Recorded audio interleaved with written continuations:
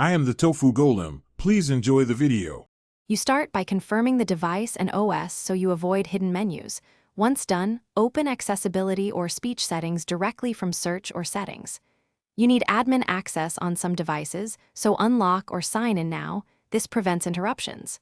Make sure common speech features like text-to-speech, voiceover, or narrator are visible.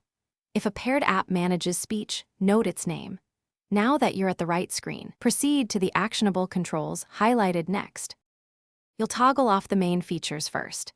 Switch text-to-speech, voiceover, or narrator to off and watch for immediate changes. Then make sure supporting controls are neutralized, set speech rate and volume to minimum, and remove or disable hotkeys that could re-enable it. Also inspect installed voice engines or plugins and turn them off individually. This prevents background services from restarting speech.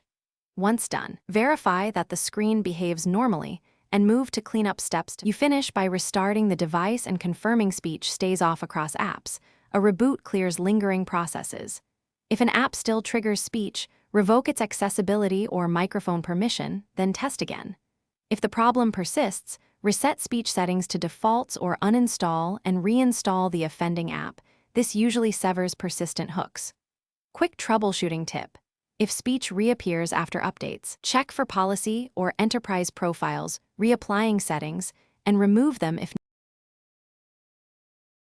Thanks for watching. Consider subscribing if we helped you today.